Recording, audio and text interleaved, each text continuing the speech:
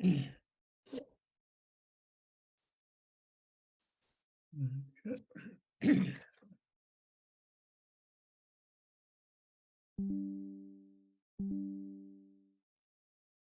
to everybody who is staying muted. If you are not muted and you're not talking, I'm just going to mute you, just so you know. Welcome, everybody. It is 1 minute to 7. We are going to wait just a couple of minutes because there's more people who are joining. We want to make sure everybody gets to appreciate as much of this as possible. So I'm going to play one more song here for us, and then we'll get going at approximately 7:05. So if you have some members or coworkers who you really want to be here, make sure to give them one more reminder. It's also live streaming at CWAmobilize.com. So if you have friends or coworkers who claim they can't use Zoom, they can certainly log on there and watch it there. Thank you.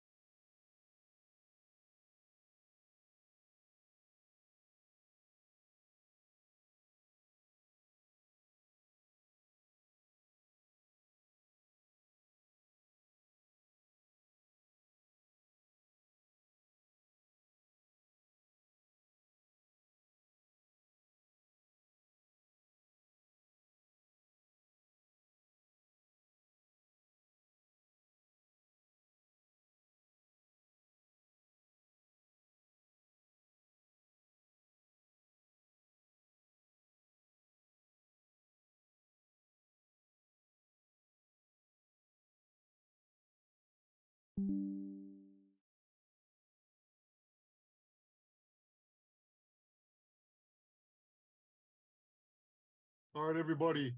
Thank you so much for joining us tonight. A historic event. On behalf of CWA Local 7250, which is based out of Minneapolis, Minnesota, and represents AT&T and DirecTV workers in Minnesota, Iowa, the Dakotas, and Nebraska, I want to welcome you. Thank you for being here tonight. I want to give a special welcome to our forum participants today. We are blessed to have with us tonight International Vice President of CWA, Claude Cummings Jr. from District 6, International Vice President Ed Mooney from District 213, and International Secretary Treasurer Sara Steffens. Thank you all for participating. I want to give a special shout out to each of you for taking time at the wireless conference to speak with the members of our local and answer their questions. We appreciated that time that you gave us, and we appreciate you for being here today. I want to give a shout out to the unions that sponsored this with us and helped make this happen. Without them, this would not be happening. CWA Local 7050, President Mike Goltz, CWA 7110, President Rosa Wilson, 7270, Carson Turnquist, Local 7304, Matt Lelu, CWA Local 7500, Cartier Walker, the Pacific Media Workers Guild, CWA 39521, the Freelancers Unit, thank you. And I want to give a shout out to our local who will be helping run this meeting tonight. Our timekeeper tonight is our Executive Vice President, Casey Garcia. Chad Perkins is our Secretary Treasurer, and he'll be running this Zoom meeting. I also want to thank our member at large, Dave Bennett, and our area vice presidents for our call center, Michelle Richardson, for DirecTV, Ann Jensen, for retail, Larry Thompson, and for our technicians, Sean McCauley. Finally, I want to just give some rules of the road about how this night's going to go. This is the first time doing something like this. So first of all, I'd like to ask for everyone's patience and understanding and to show good faith and goodwill in our interactions tonight. We're going to start off the meeting with introductions from each of the candidates. We're going to use a randomizer to select who goes first and in which order. They're each going to do up to 5 minutes of introducing themselves.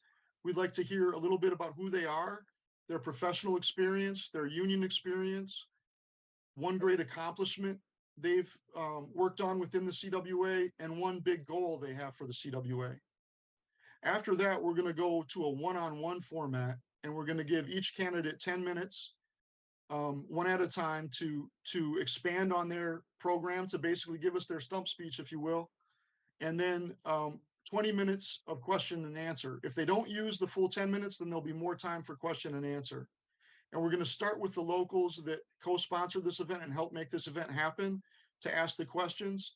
So if you aren't in that group, feel free to throw questions in the chat, and I will do my best to get to them based on time.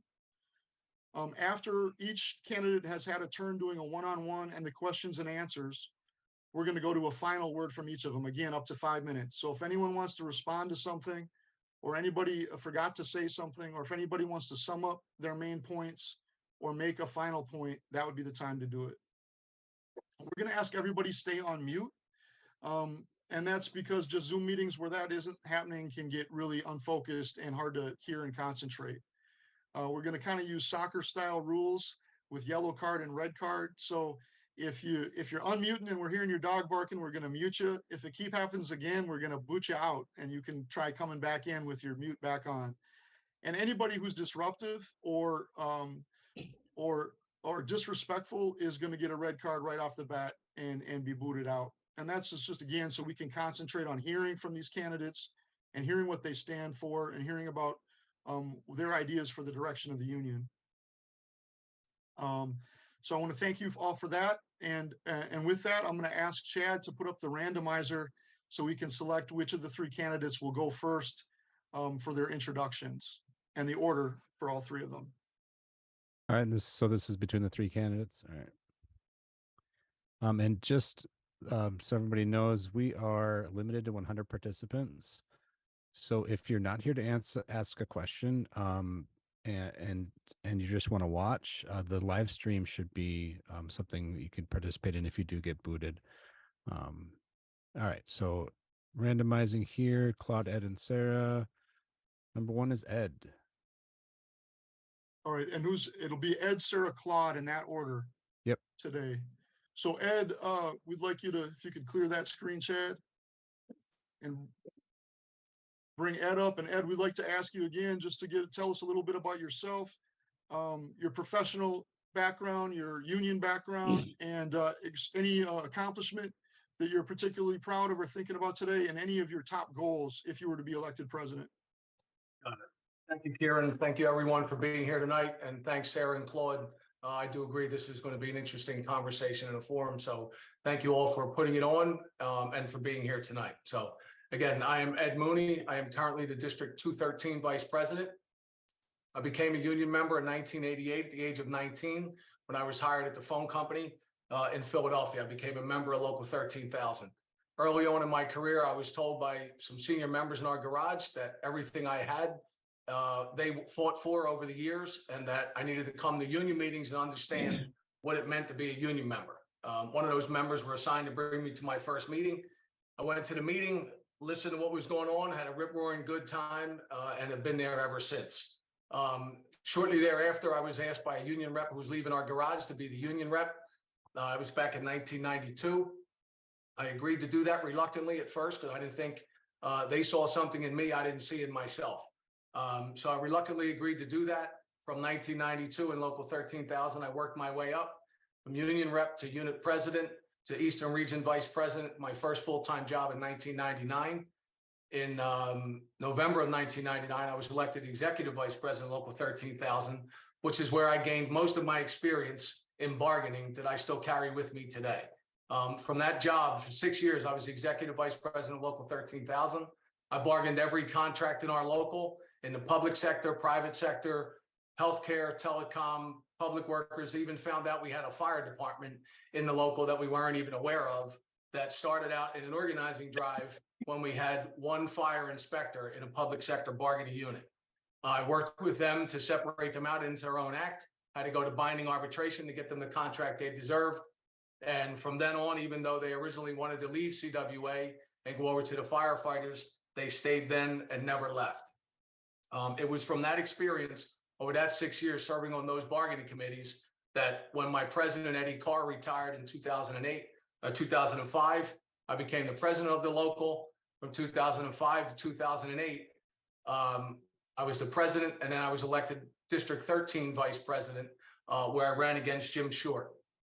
From 2008, baptism by fire went right. We were already in Verizon bargaining at that time. So I was on the regional bargaining team, went from being a bargaining committee member to running the regional bargaining team, along with Ron Collins, Chris Shelton, and the IBW representatives. After 2008 negotiations, come 2011, we're going through some changes in the union. We merged District 2 and 13 together, along with other divisions and groups in the union that merged together at that time. Having those conversations, I then became the Vice President of District 213, the position I have held until today. Along with those responsibilities, I serve on the National Union's Budget Committee, Legislative Political Action Committee, and Organizing Committee, as well as a Vice President of the Pennsylvania AFL-CIO, on the Philadelphia Airport Advisory Board, where we represent our customer services members at the airport, as well as protecting our AFA members who traverse the Philadelphia airport. I also do lectures around the Philadelphia area at the University of Pennsylvania and Drexel University, and I'm on the Penn State Union Labor Advisory Board for Penn State University's Labor School. When it comes to my accomplishments, I think one of the greatest accomplishments I've had here in this union to date is actually the strike that's still going on in Pittsburgh, where we've been on strike at the Post-Gazette in our 9th month now, where you've never seen a group of members stand up and fight for themselves and their dignity and their respect, as well as these members have. We have CWA members, we have Guild members, and we have Teamsters members who are out there fighting every single day. We're not done it yet, but their willingness and their commitment to fight is astounding, and it's one of the greatest examples of solidarity and commitment that I've experienced since I've been here and been in CWA. Obviously, a goal and an accomplishment that I have for CWA going forward after this election cycle, number one, our first goal is to unify CWA to make sure all district sectors and divisions, regardless of where we're at, are moving in the same direction and pulling together as one. This election process is not about being divisive. To my fellow candidates there, I have great respect for both of them. They serve on this executive board with us and have done tremendous work for this union over the years. When this is over, we need to put our differences aside. Whoever the delegates elect, we need to work for the betterment of this union, to organize the unorganized, grow our bargaining power and all of our existing employees, as well as take advantage of the opportunity that exists in this country today to organize workers. We've all seen the numbers. We've all seen the statistics. Younger workers in this country now are more positively thinking of unions than ever before in our nation's history. And we need to take advantage of that and capitalize on it. We have the opportunities with each local. Every single person in every local needs to be an organizer, and we need to get these workers into a union, if not ours, one that fits what they do. And that's how we build this labor movement back to something that's significant, where we really have the ability to impact people's lives going forward. Not just our own members, but the general public at large. So I appreciate your time being here tonight. And if I have any time left, that's surprising, I'll give it back. Okay, thanks so much. Thank you. And I didn't ask for permission to call you by your first name, Ed. I hope that was okay. Oh, you can call me Ed, Okay. you can call me Moon. You're All right. aware that you hear some of the things you should hear some of the things I'm called. Okay, great. Well, thank you All for your right. time. I do want to clean up a couple mistakes I made because I'm nervous a little bit. President Mike Goltz is from CWA 7203. He's one of the sponsors for our evening tonight. And President David Blackburn from Local 7050 in Arizona is another one of our sponsors. So I want to thank both of them for being here tonight. And our next speaker will be, if it's okay if I call you by your first name, Secretary Treasurer, Sara Steffens. Yeah, always Sara. Thanks for asking. So thanks to all the locals who sponsored this. For those of you who don't know, I'm a native Minnesotan. I grew up in Fridley, so it's a particular delight to be doing this forum with all of you. For those of you who don't know my background, I fought to join CWA. I was working as a newspaper reporter in Northern California. My firstborn, my oldest, was a toddler, and we had gotten bought out by a pretty terrible company that now owns most of the newspaper industry. And a bunch of us got together and realized the only way to save the things we loved about our jobs would be to organize. So for those of you who haven't been part of a worker organizing effort before, it is shocking the lengths that a corporation will go to keep you from standing with your coworkers and claiming your power. It is transformative. It's a radicalizing experience. Our employer pulled out every dirty trick in the book. They brought in the union busting consultants. They illegally threatened us with layoffs and withholding raises, suggested that they might just shut down the paper. They would pull individual people aside, one worker with 2 or 3 managers, and tell them why it would be bad for them particularly to vote for the union. And it went on and on for months, because that's how union elections work in this country. But we hung in there. And in the end, we won our unit, which was hundreds of workers across a number of locations, by just about a dozen votes. It was still one of my proudest moments ever, watching the voting tally and being able to turn to my coworkers and celebrate our union. And a few weeks after that, they fired me. So many of you know it is not at all unusual to have a worker be fired in an organizing campaign. What's a little more unusual is for them to wait until after you've won for that to happen. So I figured that meant that they didn't want me around for the bargaining. And I figured that meant that I should dig in and be there for every single bargaining session. So my coworkers voted me the chair of our bargaining unit, and I was able to be there for every single bargaining session until we won our first contract, just a little short of a year after our organizing win. And a few days after that, I had my second daughter and kind of went on to do just about every kind of work there is in CWA. I worked as a staff rep, as the News Guild, as a News Guild rep, an organizer, interim secretary treasurer in the Guild, and for the last 2 terms as CWA secretary treasurer. So the day I signed my union card, I felt like CWA became my family. And that was really brought home to me with the number of people who reached out to me after I was fired. And when Chris Shelton decided that he was going to retire and asked me to run and gave me his endorsement, I just didn't hesitate. I'm running for CWA president because I love our union. And I know we owe it to our members and all of us really to take advantage of this amazing time that we're at, where we can really grow our power. Workers are organizing and mobilizing and winning like they never have before, at least not in recent history. We finally have a pro-worker administration and an NLRB that's actually doing its job and standing up for workers' rights. So now's the time. We have to grow our power, and I know I'm the right person to lead us forward to do that together. I promise you that I will work hard with my whole heart every single day, with all of my heart and all of my effort to build power for our members and for our labor movement. Because when we stand together as workers, there is nothing that we can't win. Everything is possible. Thanks. I'm good. Thank you, Sarah. Appreciate it so much. Another quick announcement. We had a little bit of confusion about the capacity tonight. Turns out we only have 100. I know that means a lot of people haven't been able to join. We are live streaming over at CWAmobilize.com, though. So please share that with anybody who may be having a hard time joining the Zoom. And I want to send a special thanks to the TNT National Mobilization Committee, in particular, Joe Luckenbill, who's been organizing the live stream there so that other people can watch this. Thank you so much. Finally, we have our third candidate tonight, Vice President Claude Cummings Jr. from District 6 in Houston, Texas. Welcome, Claude. Thank you. Thank you so much for having me. And let me first of all thank all of you officers who are on for the work that you do daily representing our members. I was a local president for 12 years, vice president for 12 years, so I understand clearly what you go through on a daily basis representing our members, so thank you for all you do. My history with CWA actually starts with my father. My father was a CWA member. He actually was a janitor that worked for AT&T. During those years in the 40s and 50s, African-American men could do nothing but janitorial work.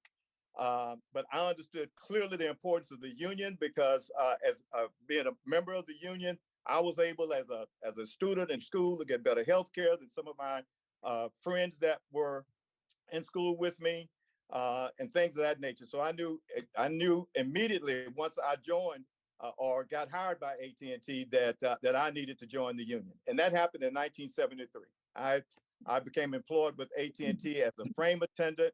And throughout the years, I began to get active in the local in Houston, local 6222. And oddly enough, my first real fight was with the union. And this had to do with secretaries that worked for CWA. And some of you might have already read this information because I sent it out, that were forced to take their breaks and their lunches in the women's restroom at the union hall. And I got up at a membership meeting and demanded that policy change, that the secretaries that work for the union should not be treated worse than the employees that work for AT&T. I got a standing ovation. After that meeting, a group of members took me back to the union hall and back of the union hall and said, a leader is born. And in 1986, they ran me for vice president of Local 6222 in Houston. I won. 12 years later, I was elected president, and I served as president of Local 6222 for 12 years. And then, of course, in 2011, I was elected as the District 6 vice president. While president of the Houston local, one of the first groups I organized was a beeper group, the beeper company. And I don't know how many of our young people don't even know what a beeper is, but my organizing goes all the way back to my years as a local president. And since that time, I've been elected the vice president. We have really changed District 6. I think one of the things that was asked is, what is my greatest accomplishment? My greatest accomplishment is change. Some talk about change. I make change happen. District 6 is a much more diverse district right now. And I'm not talking about just ethnicity. I'm talking about as far as those who represent our members. Since I've been the District 6 vice president, or initially I should say, the staff was basically ARBOC staff. But since that time, I have hired public sector workers that report to the district daily. I've hired a mobility member. I have hired a staff that came from a local that supported that represented Verizon and Frontier and other groups in our district. I thought extremely important that we bring on those in our district to do work for those members that we represent. I wanted the leadership of District 6, first of all, to be diverse, to look like the members, and then I also wanted my staff to look like those units that we represented in District 6. One of my greatest accomplishments, again, is just the diversity that has happened in this district. My goal, listen, when elected, I will be the first president of this union in 25 years that has come from AT&T. Will I be able to stop the bleeding from AT&T? Yes. Will I be able to bring back 500,000 jobs like we had years ago? No. But I do believe that I can stop some of the bleeding. And I tell you, we have got to grow in our union. And we've got to get outside our traditional base of people that we normally organize. And we need to focus on at least trying to get 1 million members in this union. So how do we do that? We do that by different strategies. We do it by training young organizers, and we continue, to talk to them about building worker power on the job. These groups that we're trying to organize. So that's, in my opinion, my greatest accomplishment: diversifying the district. And because of that, other districts are becoming more diverse now because I think they see how successful we've been in District 6. And my goal is to bring more members into our union. Thank you. Yeah, I want to thank Brother Claude, Sister Sara, Brother Ed. Thank you all for your opening remarks. The next section that we're going to do is a one-on-one with each one of them.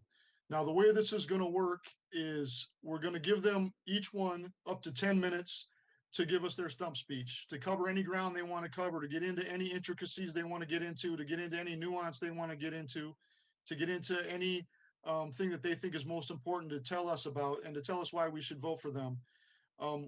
We're going to follow it then with 20 minutes of question and answers. We're going to prioritize the locals that sponsored this event for questions, but you can also put questions in the chat, and I will do my best to get to them. If one of the candidates does not use their full 10 minutes and wants to use it more for question and answer, then we'll give more time to that question and answer. So for instance, if one of the candidates only gives a 5-minute stump speech, then there would be 25 minutes of Q&A.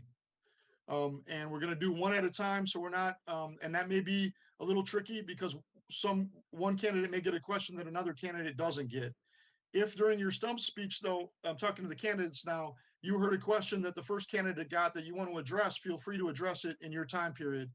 And then just a reminder that there is going to be a final word at the end for each of the three as well. So they will each get a last word on this. I hope that makes sense. And again, the CWAmobilize.com is where to go for the live stream. Please share that with anybody that's looking to join this. Chad, if you could put the randomizer up again, and we're gonna pick who does the first stump speech. All right. All right, let's hit the randomizer button here. Do Sara first. All right, Sara, you're up first, and you've got up to 10 minutes.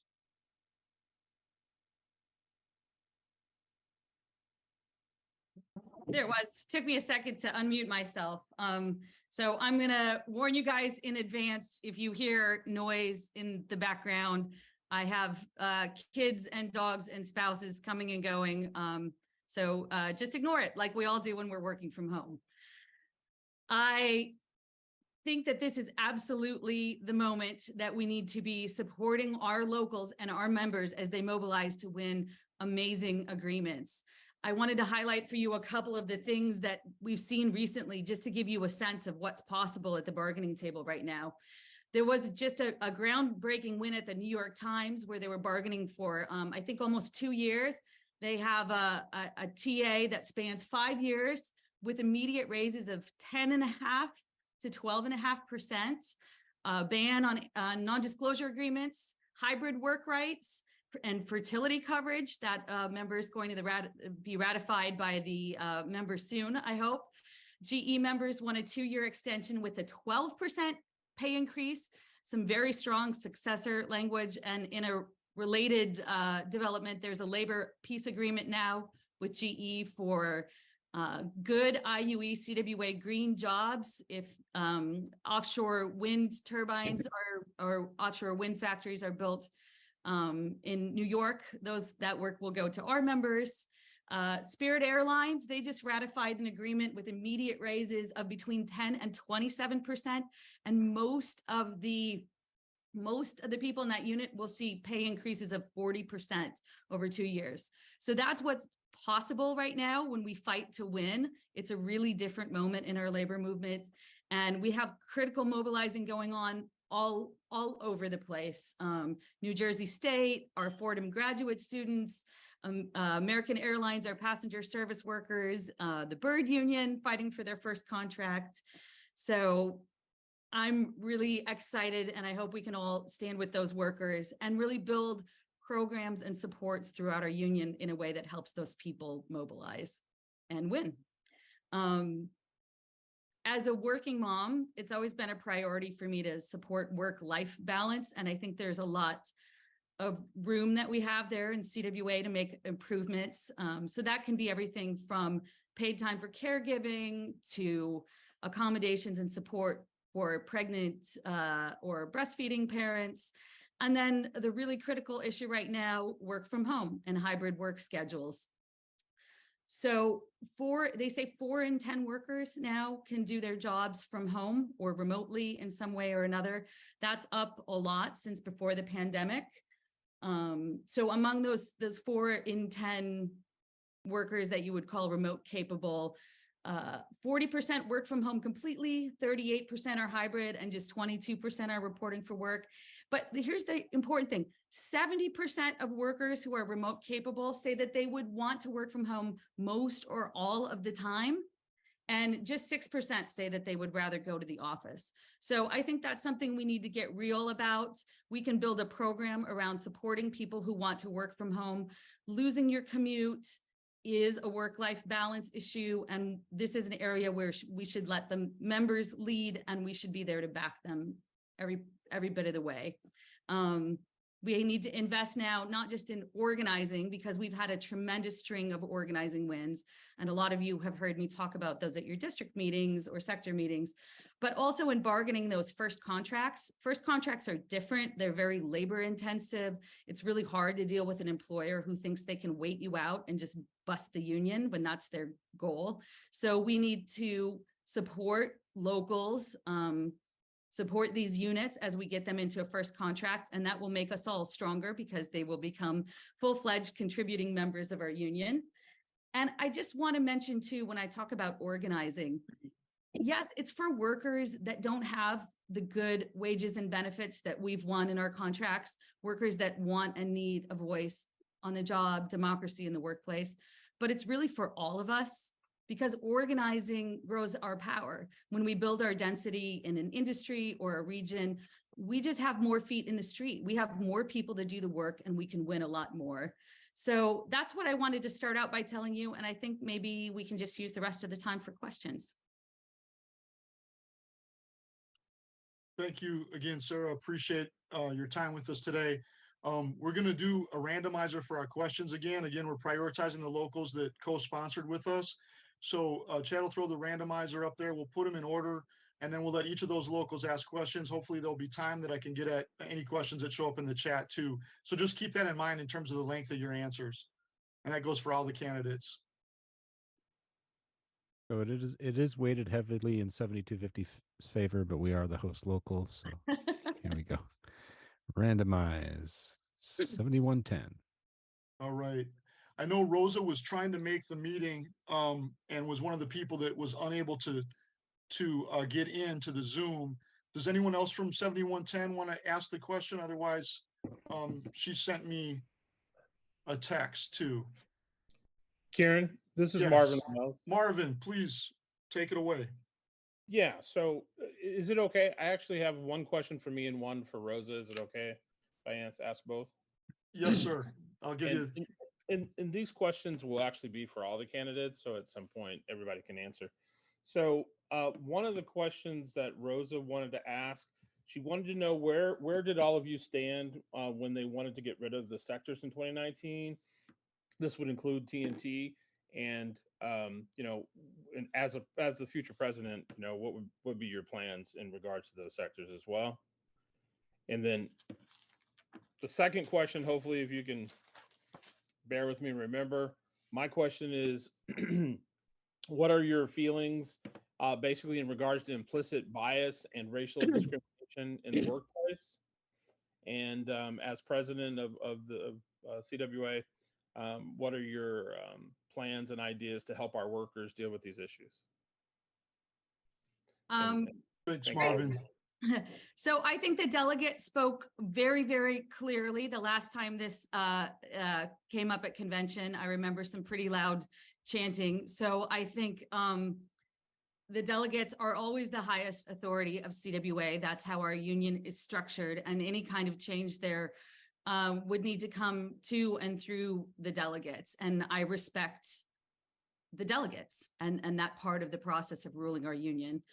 As to the question about implicit bias and racism in our workplaces, I think we've begun the important work of rolling out our anti-racism training.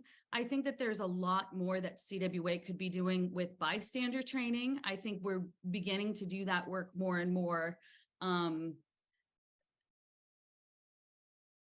But a lot of our training kind of got slowed down during the pandemic, or it was only offered virtually. I do think it's time to really lean in to doing that kind of deep work that you can do better when you're in person. So I think that's an important thing to talk about in terms of keeping our own house in order, offering bystander training, making it more available, certainly starting with our stewards, our local leaders, and then we can discuss from there what makes sense in terms of rolling it out to the broader membership. I hope that addressed your questions. Thank you, Sarah. Our next question will be from the 7250 Direct TV unit. Is Ann Jensen on the call? Yes. Hi, Sarah. Thanks so much for taking my question. I really do appreciate it. Happy to. Thank you. Appreciate that. So I work for Direct TV in Eden Prairie, Minnesota. I'm the AVP, and I was really, truly disappointed that as Direct TV was spun off from AT&T to a separate company, that we're still divided up into separate contracts.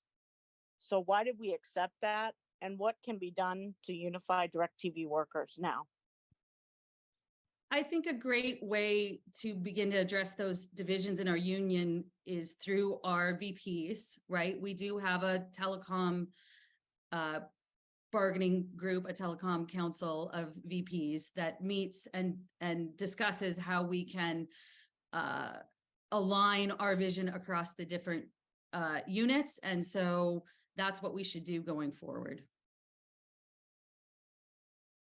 Thank you so much, Sarah. I appreciate that. Can I ask you one other thing in regards to bargaining? Yeah. Do you feel as though the current collective bargaining that CWA has now, or even had during the Direct TV bargaining, needs improvement? And if so, why? So to me, the thing about bargaining is that a lot of what happens at the table is influenced by the power that we have relative to the employer. So when I think about improving our collective bargaining, I almost always go immediately back to the question of worker power.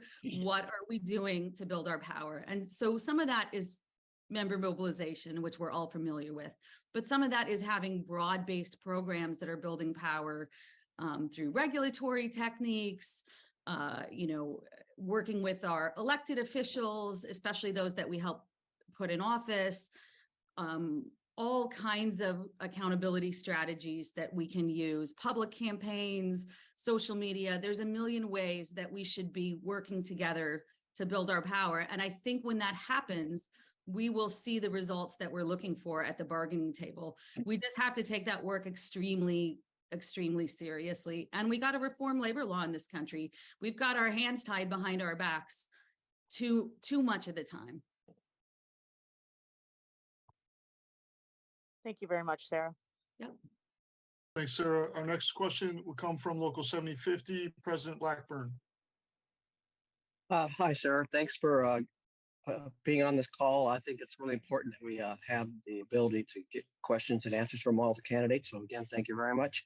I have a question. I know that you bargained the contracts for the newspaper, but what other experience might you have with bargaining contracts since then? The reason I'm asking is because as the president of the local, you're going to hold the contracts that are bargained, and I just want to know what experience you have there. So I was a staff rep in District 9, and I had varied bargaining assignments that were outside of the News Guild. And then in terms of the work that I've done, obviously the Secretary Treasurer does not bargain collective bargaining agreements, but what I have bargained is employer neutrality agreements, those kind of major things, such as at Beneficial State Bank. I was involved there and working with our vendors. But in CWA, the VPs lead and guide the bargaining process. And I am not looking to change that fundamental fact of CWA. You all deserve to be able to elect a representative in your region that will oversee that. All right, thank you very much. All right, next up, we have the Pacific Media Workers Guild, CWA 39521, the Freelancers Unit. Muted. Thank you, Kieran. Steve Early, been active in the union for 43 years, not as long as Claude, but maybe I'll catch up. I have a question about where we stand today on fighting for Medicare for all. In the many years I was involved in CWA bargaining, the main cause of our strikes and difficulties getting a contract was endless fights over healthcare cost shifting. I thought we made some progress a few years ago, becoming part of the single payer movement, but I don't think CWA has been in the forefront of it lately. Meanwhile, Medicare is under attack, and the Medicare for All movement needs more union support. So should we be doing more to campaign for Medicare for All and fighting privatization of Medicare through these terrible labor-backed Medicare Advantage plans? Yes, we should be doing more to fight for Medicare for All. And this is a great time to be doing that as we're emerging from the pandemic and really in a moment of power. You're 100% right. So much of our bargaining power is used on doing what we can to contain costs of our out of control healthcare system, all the costs of big pharma, the corporatization. So I think it's a great time to re-engage in those fights, but we need to bring our members along. And I think that's something that's stalled us in the past. I think people have a lot of questions. What does this mean? Does this mean that people are giving up good plans that they fought for over the years? Does that mean that we'll have lesser care? Does it mean there'll be something lacking about us, or more socialized or collective approach to medicine? So that's where that work needs to start, I think, is in gathering our members, talking about these things, and finding agreement on what we can do across CWA to contain healthcare costs. Thank you. Thanks, Sarah. Next up, we've got 7250, the Retail Unit, Larry Thompson.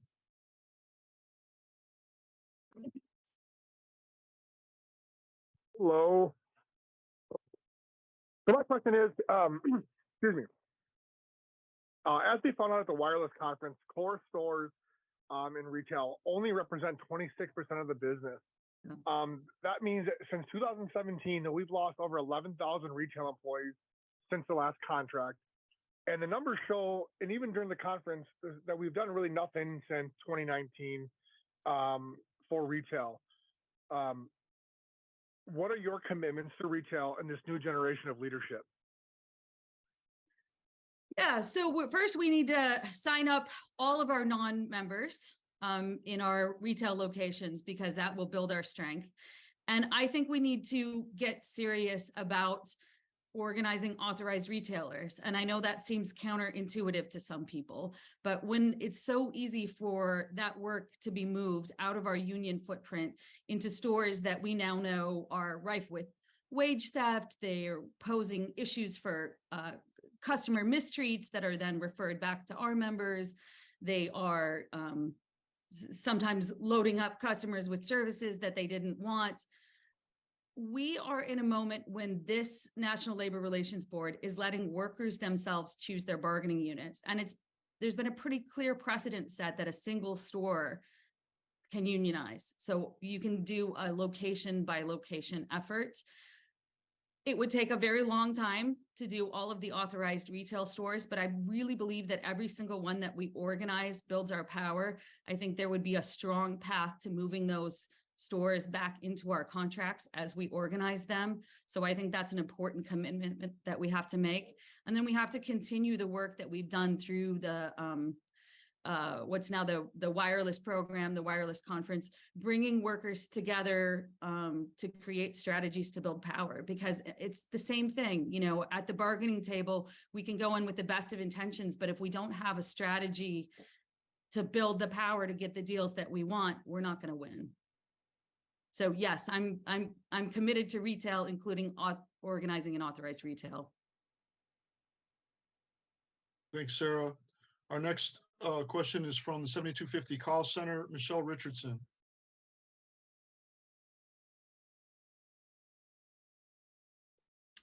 Hello, Sarah. My question is, you had brought up noise in the background and the parents and everything. Our members have fought really hard to keep work from home in the call center, and we didn't feel like we received any support from the international. So what are your stance on trying to make work from home a permanent position for call center and other workers? I think where our members want work from home and hybrid arrangements, we should help them fight for it. I think that it is the future of work, and we can't pretend that it's going to go away or that we'll go back to work the way that it used to be. We might not always win, but we can always fight. And then I think that there's important issues to deal with work from home and hybrid arrangements, remote surveillance. Who's going to reimburse you for your equipment? Who's going to make sure that you have proper ergonomic conditions? What does it look like to, do we all have a clear understanding of what it is to call in sick when we work from home?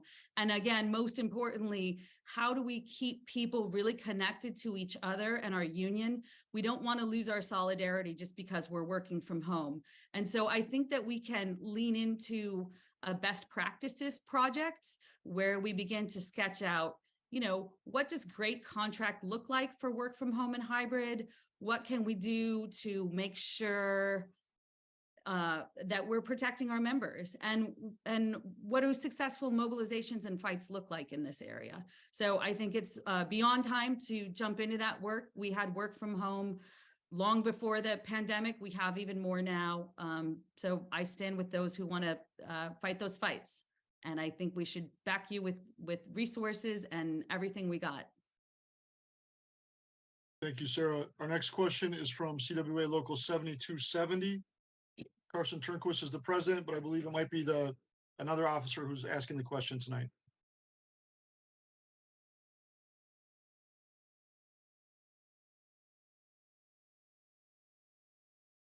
(7270) here.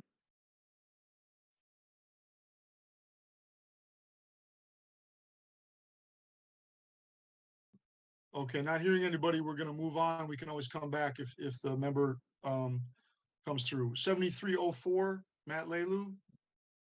7304. Yep, I'm here. I'm just kind of curious, a little bit off the topic, but I imagine your position is demanding. The president position would take a lot of your time. Like, how do you handle your work-life balance? Oh man, I'm glad my family isn't in earshot when you ask that, because right now in the middle of this campaign, it's just garbage. I'll be honest, but you know, July 10th is not that far away. I really believe in taking time off, that when you take time off, you really take time off. So I make a point of using my vacation time, because it's very hard in the middle of a work day, where you're dealing with important things, you know, sometimes to stop and do the things you need to do for your, you know, pay attention to the story your kid wants to tell you about the school day. But it is completely possible for all of us to just take a week off, you know, be with our families, rest, recharge, remember that we are still the whole human beings that we are fighting for our members to be able to be. Yeah, so I try to take vacation. I've been trying to work out more since the pandemic. Yeah, that's a lot of it. But right now, till the convention, it's going to be a little crazy, but it's okay. It's worth it. Great. Thank you. Thanks. Thank you, Sarah. Our next question is from 7250 Tex. Is Sean McCauley on the call? I am. Hello, Sarah. Thank you. Hi. Okay, what I have for you is I obviously represent the technicians, and we're experiencing reductions in our work. AT&T screening our outside plant tickets. They're having call center workers clear them before we get them. They're screening or sending tickets off to vendors for some of our other styles work, ABFS, because we're not staffed to handle the peaks in the workloads. The work comes in bursts, then it dries up, so they can't afford to keep that many people at offices, is what they claim. We see our routine work is being reduced. What are your plans to keep technicians working? We're looking for some kind of job protections. Right. Well, you know, they can afford it, right? AT&T They can. This has plenty of money. Stanky is not, you know, pinching pennies in his home life. They can afford it. They just choose not to. I've been thinking a lot lately about, you know, we did a lot of good work to drive Elliott management out of AT&T, but just because they're gone doesn't mean that their ideas have left. So I do think they are playing out a systematic strategy of reducing our work. And I know it can sound like a broken record to say that we need to build power, but we do need to build power so that we can fight the fights to protect this work. They do have commitments to us about keeping a certain watermark. Supposedly, they are trying to do that and not succeeding. I think it's really important to hear from locals like yours about what the company could be doing to reduce turnover, to make the work more attractive, so that where they have, you know, committed to a certain workforce, that they can meet those commitments, because you all, you know, see it every day and you know exactly what they could be doing to make these jobs more attractive and keep people staying in them. I've heard a lot about reducing mandatory overtime. I know that's really killing us in a lot of places. But welcome hearing from you and everybody on what we should be bringing back to the highest levels, Stanky and the others at the highest levels of AT&T, to meet those commitments. Okay, thank you, Sarah. Hey, Sarah, we have one last question for you from the chat. Linnell Piercy from Local 4252 asks, what is your position on CWA taking a stronger stance on the attack on AT&T current retirees' benefits? I would love to be able to win that. And if we unite behind it, we can make progress. So I don't think we ever want to abandon our retirees. You know, it's an increasingly popular thing in corporate America to build a world where retirees have very little support, almost no benefits. We want to hold on to what we have everywhere we can. So I'm supportive, but we have to build, you know, a coalition of the current members hand in hand with the retirees, right? We've got to stand together on it or we won't be able to win it.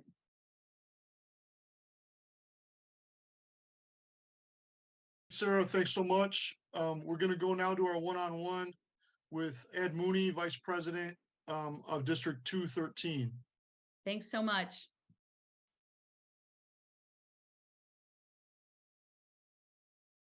And before we do that, I apologize. As we're bringing Ed up, Chad, if you would randomize the questions again, and I appreciate everybody his patience with this process.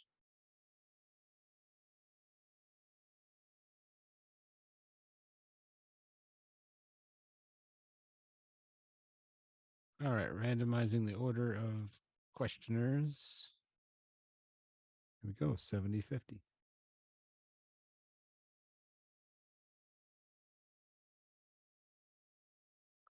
Am I on? Yeah, you are. I'm sorry, Chad, Okay, was that did you get that list randomized? Is that the set list? Yep. Okay, sorry. Ed, first though, you get to do a stump speech. So please, you can use up to 10 minutes. Anytime you don't use, we'll put in the Q&A. Great. Thank you again. And listen, here's my brief 10-minute thing about what we need to do as a union, right? Number one, you hear all these questions come up here about bargaining and about our contracts. So we need to reestablish that the base of our CWA triangle is bargaining. Bargaining and representation is the strength of this union. We can organize members, but if we don't bargain a contract for them and bargain a contract with conditions that are enforceable and we are able to hold our employers to, then it's not going to help us. We need to organize them, get them in here under a good first contract that they can live under, support their families, and we can enforce for years to come so we can move on to the next employer to begin building bargaining power throughout an entire industry, whether it's telecom, public sector, airlines, wherever it's at, right? So we got to get back to the base of the CWA triangle, which is bargaining and representation. When we bargain the contract and then we have problems with the contract, we need to be able to file the grievances, get it arbitrated if it needs to be arbitrated. If not, we need to use the power collectively, our members in the workplace at that time, to mobilize, to put pressures on the employers to comply with what we negotiated. We can't sit around waiting for somebody to come and solve our problems for us. This only comes by collective action.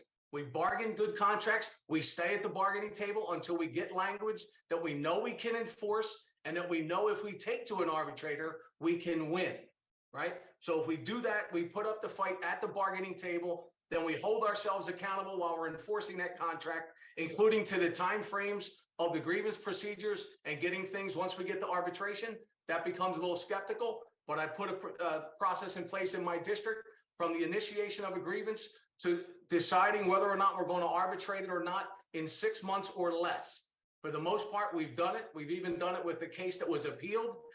After we denied it, I overturned the appeal. We arbitrated less than 6 months. We got to get there. That's what members are looking for from us. Bargain good contracts that secure their families, that have aspects about all the things that were mentioned earlier: wages, benefits, working conditions, health care for both active and retirees. Then once we bargain it, enforce it. As we go out, then we take those contracts that we're able to win at the bargaining table and enforce and show that people have good lives and a good standard of living. Then we're taking them to the unorganized and convincing them with those contracts and those actions that this is a union you want to belong to. We're going to get you in here. We're going to do the same for you. Now, how are we going to do that? In a very near time frame here, we better make sure that we hold on to the White House, gain a few more Senate seats, and gain a whole lot more seats in the House. Because as we already talked about, part of our problem here with the labor laws is it ebbs and flows with the power we have in politics. Whether we like it or not, politics plays a role in our life at every single aspect, the municipal, state, and federal level. I've watched in West Virginia, where we went over the last 10 years to a state that was pro-worker, pro-union. Republicans got control of the House, the Senate. The governor was elected as a Democrat and flipped. It became a right-to-work state. Then they passed elimination of prevailing wage. Now they've eliminated dues deduction, and we're forced now to rebuild all of our public sector units in that state, right? So that's what we have to do. The blueprint was laid out for us years ago by the founders of this union in the CWA triangle. We have to stop trying to reinvent the wheel and get back to applying the founding principles that our founders laid out for us bargaining, representation, organizing, political and community action. That's how we got to where we are. That's how we became the 700,000 strong that we had. And that's how we're going to get back to that by applying the same principles. So I'm happy to answer any questions you have. We can, I don't know if we go through the same thing or what it is, but this is not a secret and this is not rocket scientist. I don't have any highfalutin degrees. I don't have any master's degrees. In fact, I use this joke. I went to 5 high schools just to get out of high school, right? So I've been applying this for 35 years. And if we apply it across the union, that's how we're going to be successful. Hey, thank you, Ed. We're going to go through some questions. For the folks that are doing the questions, you feel free to ask the same question you asked previously or a different one. And anybody else that wants to ask a question, feel free to put it in the chat and we'll try and get to it as quickly as we can. Our first question is going to come from local 7050, President Blackburn. Thanks for joining this call, Ed. Again, we appreciate that you took the time to do this.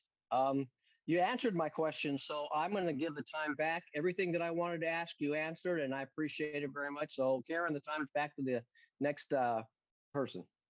Great. I got 7110 from Iowa, Marvin. Yeah, thanks, guys. I am going to, Ed, ask you one same question. The first question in terms of your feelings on implicit bias and racial discrimination in the workplace, and what are your plans and ideas, for helping our members deal with that. And then the second question I'm going to ask is going to be a little bit more in regards to currently, we know AT&T has been, like I said, attacking our membership. They've recently closed numerous, or they're in the process right now, closing numerous call centers. And we want to know what your thoughts are. We're kind of wondering why the International didn't fight harder to maybe for a hybrid situation as opposed to closing those centers altogether. And what your ideas would be to save members, because we're losing a lot of members. So can I do the first part of that? I'm going to need him to repeat some of that because I didn't catch it all. I'm having a hard time here and there. But the first thing with the implicit bias, obviously, I think we all learned a few years ago how this negatively impacts not only our workplaces, but our world today.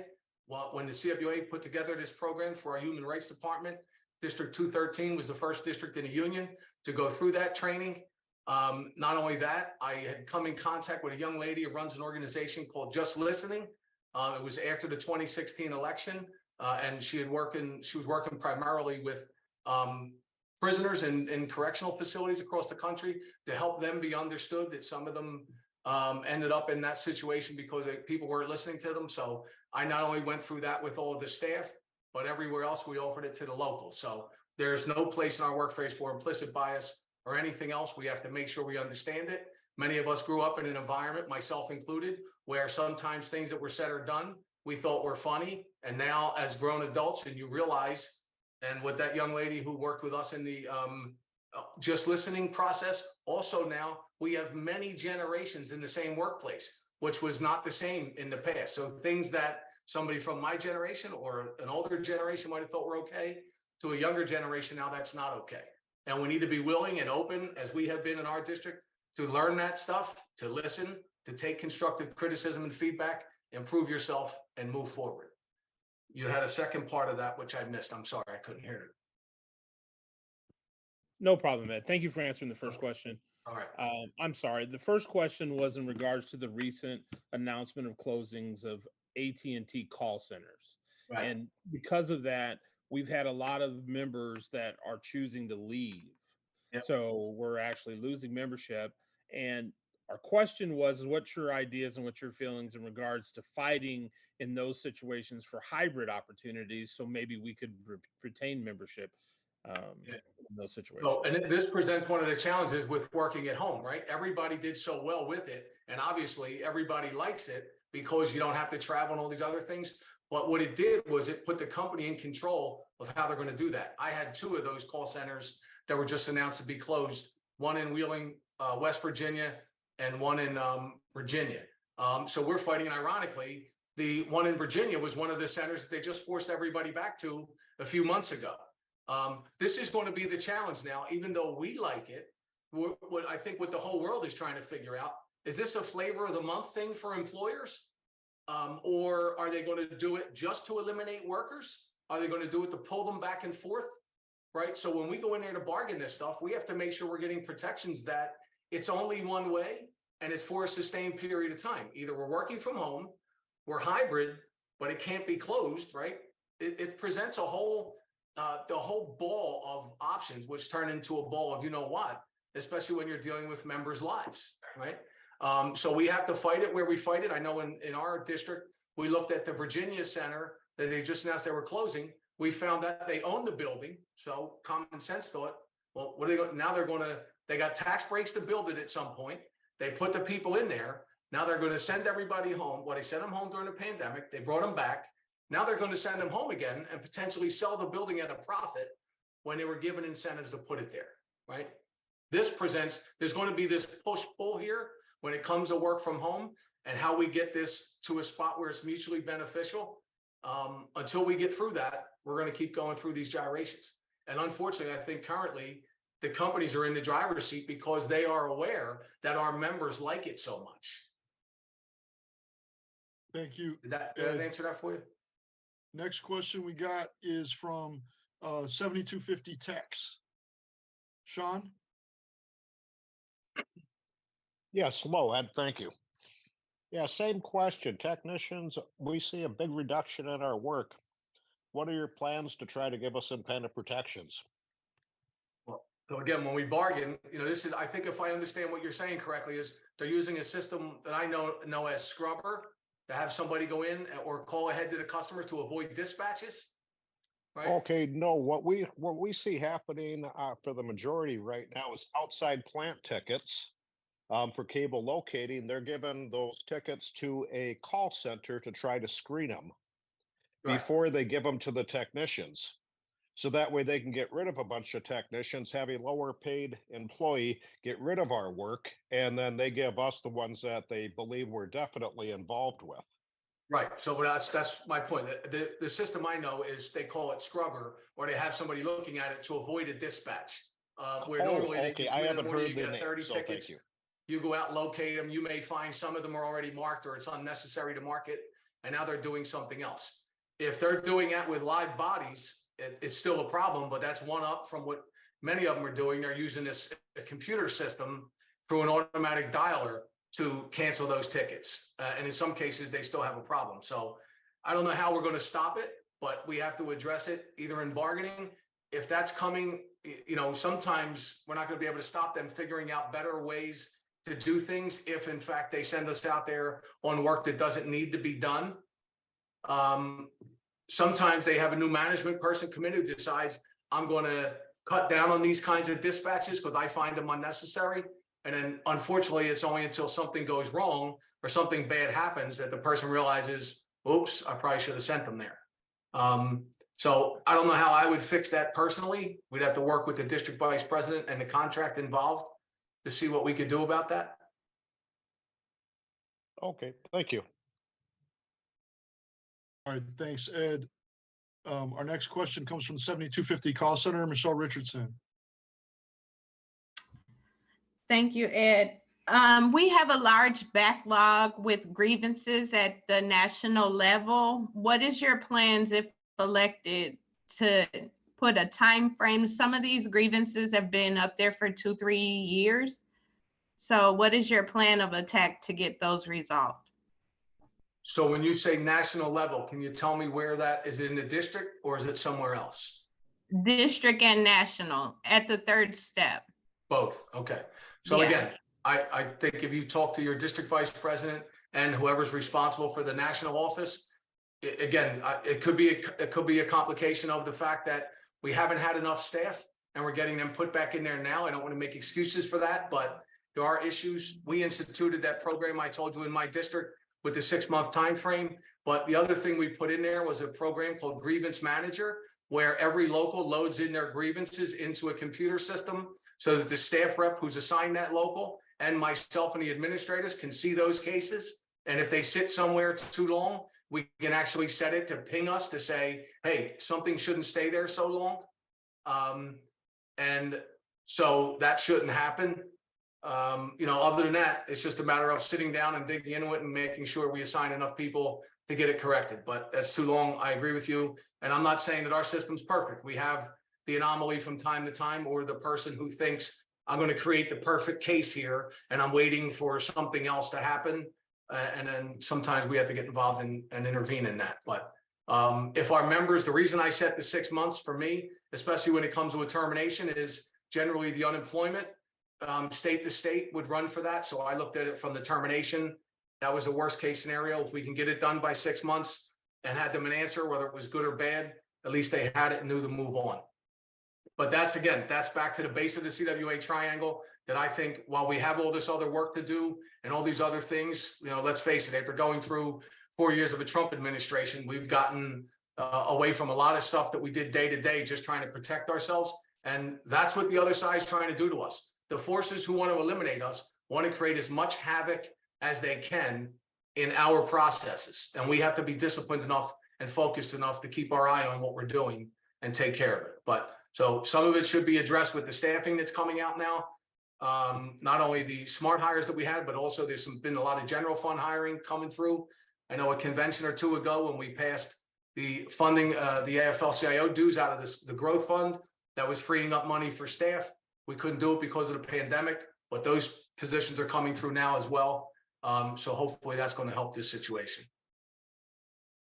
Is local 7270, is 7270 on the call? They might be on the live stream. Apologies. Okay. Well, let's go to 7250 Direct TV, Ann Jensen. Sure. Hi, Ed. How are you today? Thank you so much Good. How for are being you? on the call. Thank Good. you.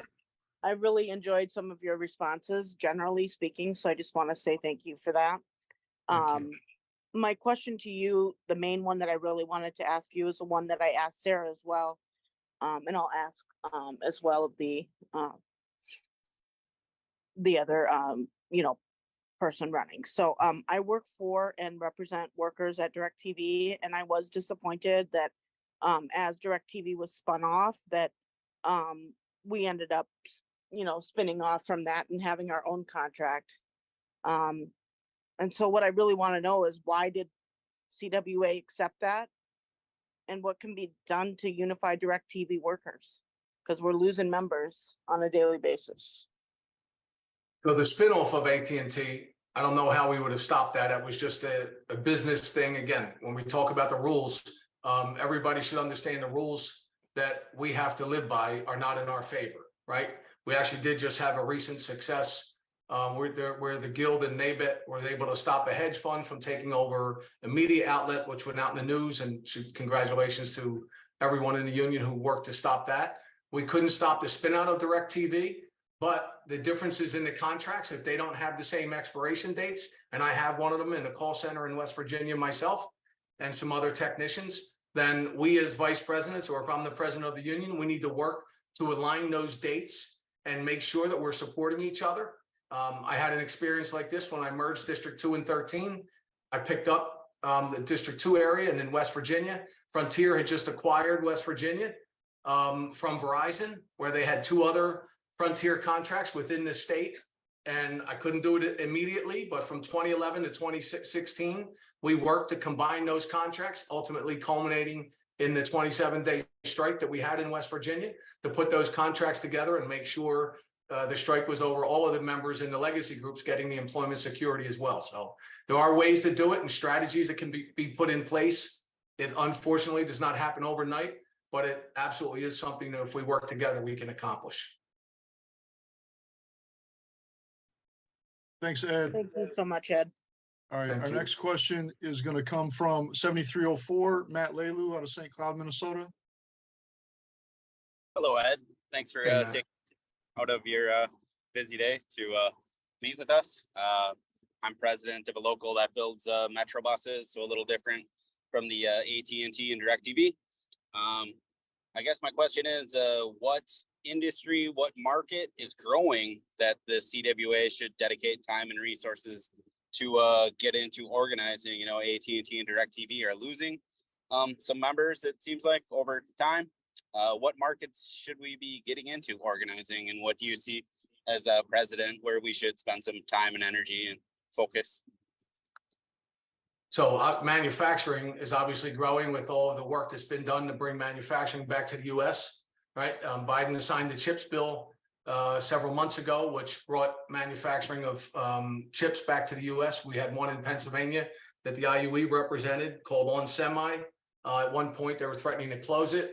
Carl Kennebrew reached out. We worked with the IUE and the governor of Pennsylvania to not only stop it from closing, but doubling the employees in there. And just because we're losing members in telecom doesn't mean that there are less people in telecom to be organized. Let's make sure we get that clear, right? There are probably more people working in telecom today than there were 50 years ago when we were at our peak. They're just not at the same employer, or companies have gotten smarter and implemented structures and spinoffs that we just mentioned, even with DirecTV. So it's harder for us to get to them, but we have to go do that hard, dirty work with strategic campaigns and organizing at Comcast, at all these other cable companies that are out there. I have Comcast represented. We have Altice in West Virginia, where we work together with District 1 and Local 1101 to organize Altice, right? And we have to work together across districts when we have opportunities like that. Just recently, Claude sent me a contract that he had down in District 6, trying to help us organize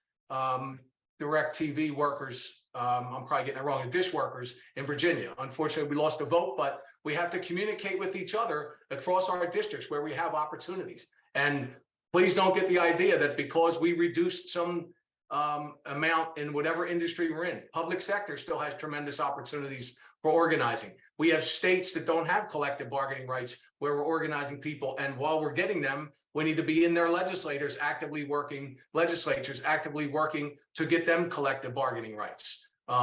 So there are plenty of opportunities there. Remember, nationwide, we're less than 10% organized as a workforce. So there's no shortage of opportunities. Some of the problems are in the labor movement. We'll trip over each other like we're doing in Apple stores, where we have machinists organizing Apple stores because somehow they figured out that the phone has an airplane mode on it, and they think it's it's eligible for them to organize too. So there are no shortage of opportunities for us to get after. We can, where our union currently exists, and where we can grow our bargaining power. Thanks, Ed. We've got two more on stack. You've got about 10 minutes here. We'll get to any questions that are in the chat after that. The next one is from 7250's retail unit.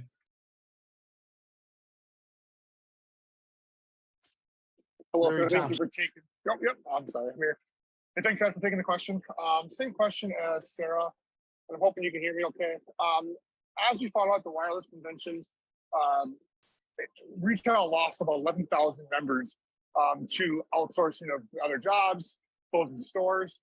Right now, retail only represents 26% of stores.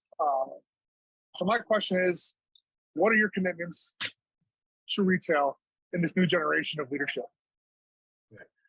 So again, we need to, I know we filed some cases, as Sarah mentioned earlier, store by store, or we can try to prove the company still has a span of control over these authorized retailers.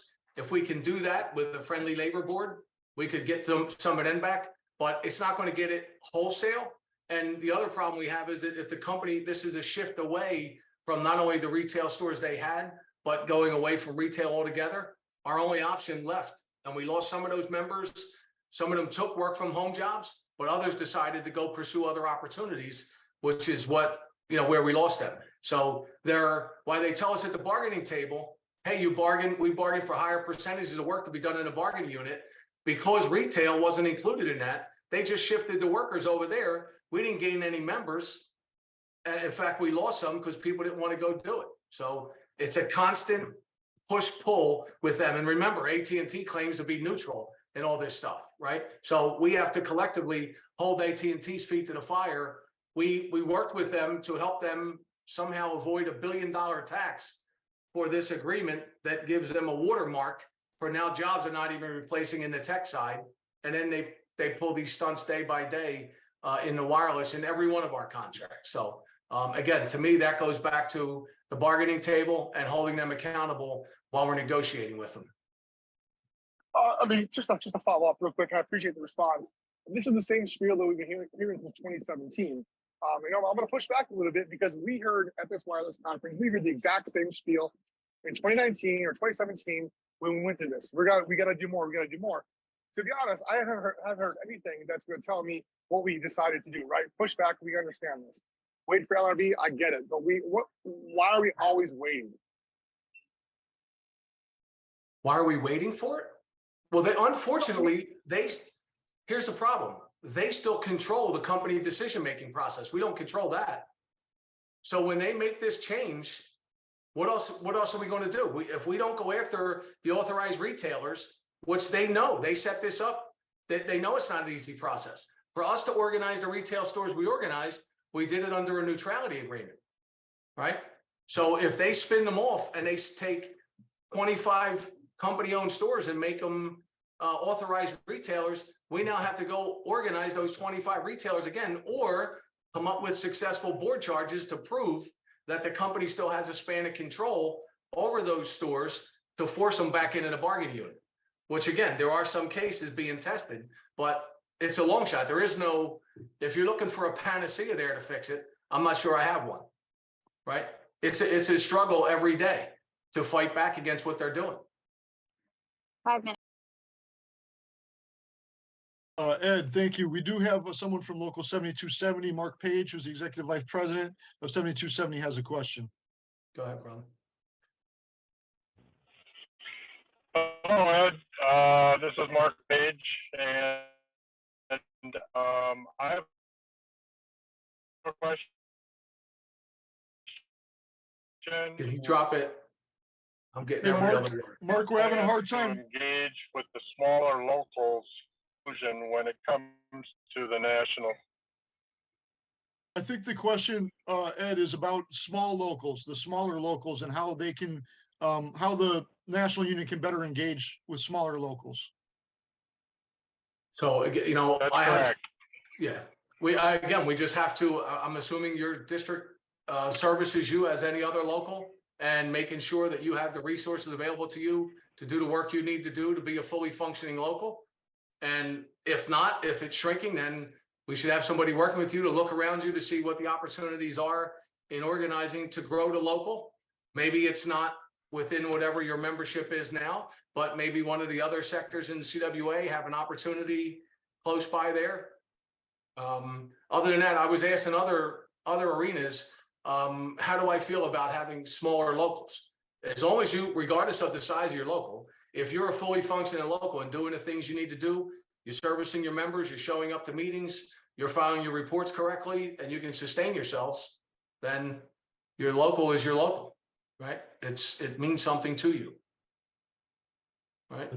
Thanks, Ed. We got one more question. I want to say a lot of people have put questions in the chat. Any of the candidates are welcome to respond, but we are also capturing all those questions. And we'll try and send them to the candidates. If they want to give written responses, we'll put them up on our website, let people know about that. A lot of people put questions in there, so I don't mean any disrespect to you. We just have a time limit, so I got to stay on this. The last question for Brother Ed will be from the Pacific Media Workers Guild Freelancers Unit. Hi, Ed, Steve Early again. Can we get What's back up, to Steve? the remote work question? You know, I work with customer service reps in organizing and bargaining in the Northeast for 25 years. And the ones I stayed in touch with were really happy with that extension of their work from home agreement with Verizon. It's my understanding, though, a year ago, when that was up for renegotiation and discussion, that you were very much opposed to extending work from home arrangements. And why is that? I heard the concerns you expressed about the AT&T situation. There's definitely stuff to watch out for, but how could you be so much against what so many customer service reps wanted? So I don't know if you're aware of this, but we negotiated that extension, which applies to District 213 as well. And all of the members I spoke to, what we were opposed to and what the bargaining committee told them we were opposed to was, don't go out. We had people openly calling their managers and saying, just let us stay at home under any cost, right? And in fact, one of the driving forces behind changing the minds of our bargaining committee, remember something, this is not the first time work from home was proposed at a bargaining table. It was not during the pandemic. There were proposals years before that where bargaining committees rejected it. It was obviously during the pandemic where it became necessary for everyone to stay home to be safe. And then when they seen it could work and how much people liked it, obviously the union was well aware of it. We all received hundreds of calls from people. I spoke personally to hundreds of members, one in Pittsburgh in particular, who you can call and find out. I said, we are well aware of what your concerns are. The way we're going to be able to bargain the best conditions for you is if you stick with us. Give us, we are aware of the information, like Sara mentioned earlier, paying for the services at home, giving them money, making sure they have money for chairs, making sure they have an environment they can work in, right? All those things are now built into that extension agreement, which they weren't in there prior to that, right?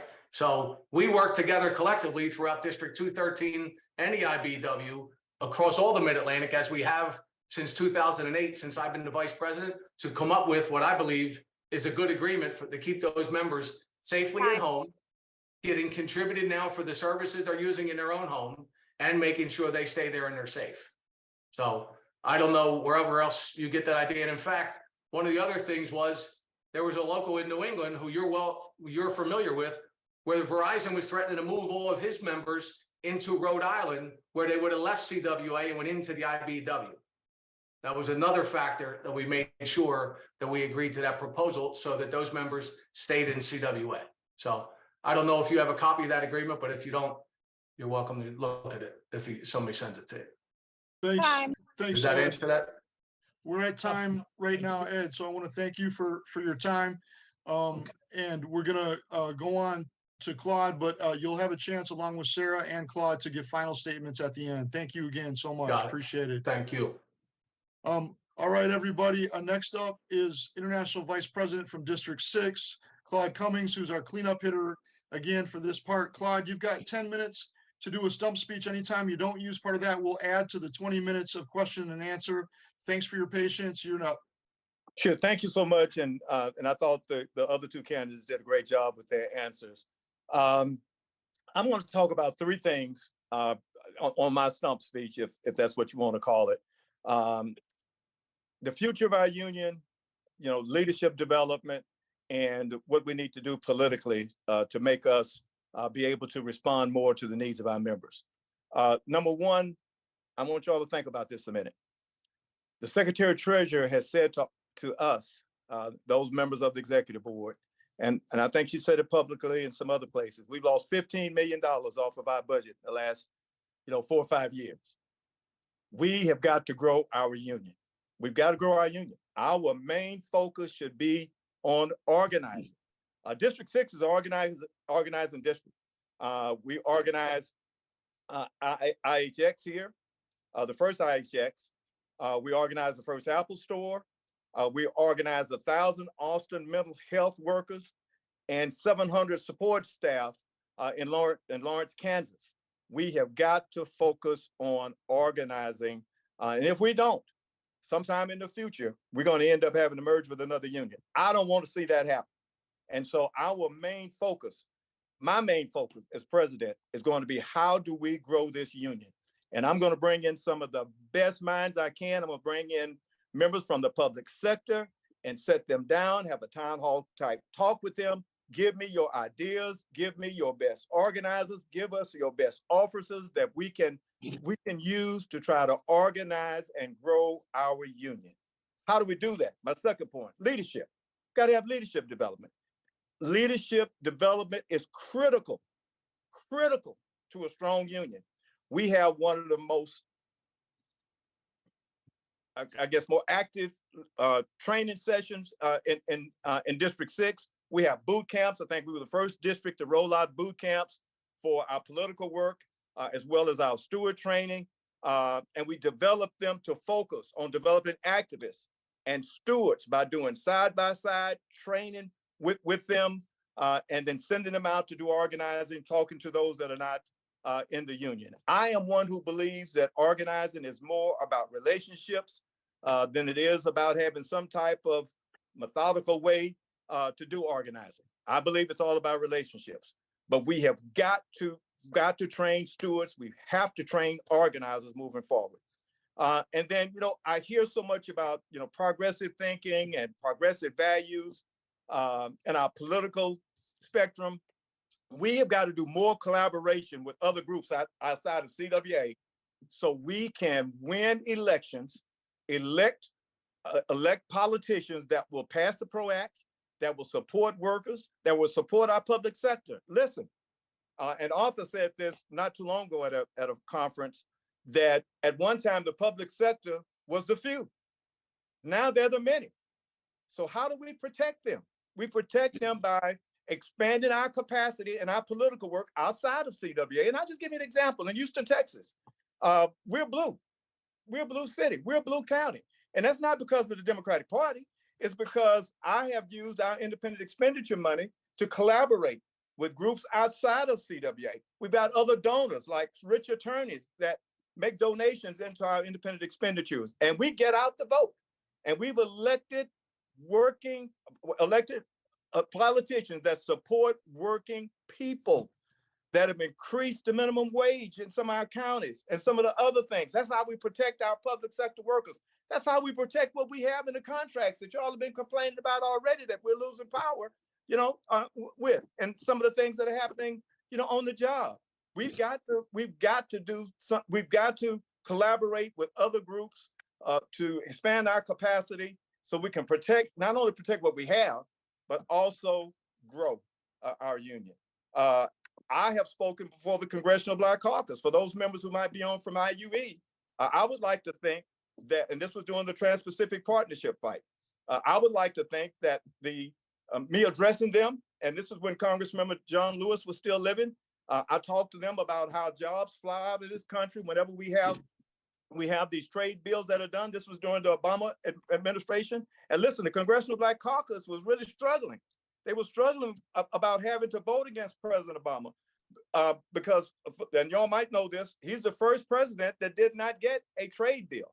I would like to think that my presentation to the Congressional Black Caucus caused that bill to fail, because at the end of that meeting, what he said to me, what Congressman Lewis said to me is this: Cummings, you're exactly right.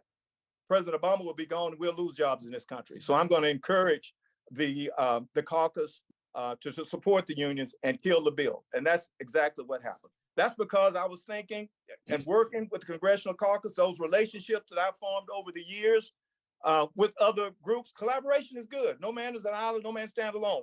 CWA can't stand alone in a lot of these political fights. We've got to do more to try to protect our public sector members and also protect our private sector where we have contracts. I would tell y'all, I'm a fighter. I just believe in fighting. The same fighting spirit that I talked to you about a couple of minutes ago for those secretaries in the union, I have brought that same fighting spirit as a president of Local 6222, and I have brought it as the vice president of District 6. So that's it. And I would say to you, don't take my word for it. Call my staff. Ask them how I've treated them. Ask them how I have led. Call locals in my district. Call any local. Just pick a local and call them and ask them how my leadership has been. Call my administrative staff. Ask them how I have led them and led our contract fights and some of the other fights that we have had. Call my public sector and talk to them about how I've stood before the Capitol and talked and had rallies with them and talked about the need to protect our public sector, increase their wages and take care of their benefits. Do that. Just don't take my word for it. Feel free to do that. So that's my speech. Just know that the same fighting spirit that I have maintained through my 36 years of being elected, I'm going to bring it to the president's office. Simple as that. If you want a fighting president who's going to stand up for the members, listen, one thing about me, I never forget that I work for the members don't work for me. And I will do whatever I can to try to deliver to members what they feel like they need to make us a better union and help them with what their issues are on the job, as long as it doesn't conflict in any type of way with bylaws or the CWA Constitution. So that's my speech. That's it. And I'm ready for questions. All right, Claude, we're going to get those questions to you right now. Thank you so much for being here and your presentation. Chad, if you do the randomizer, we'll get the locals in order to ask questions.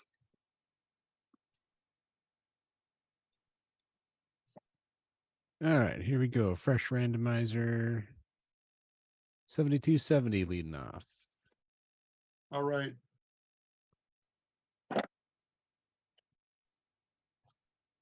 Local 7270.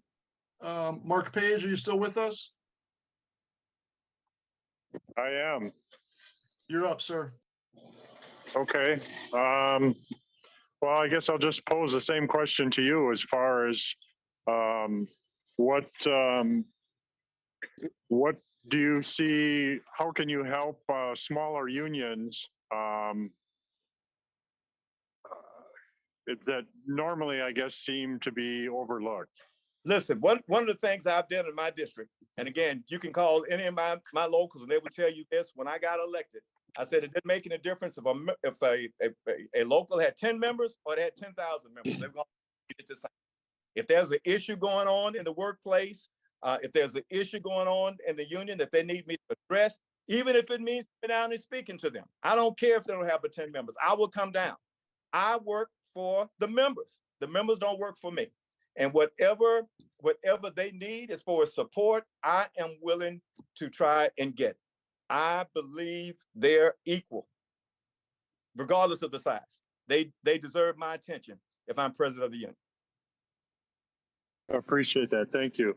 Thank you for the question. Thanks, Claude. Our next question is from President David Blackburn of Local 7050. Hey, David.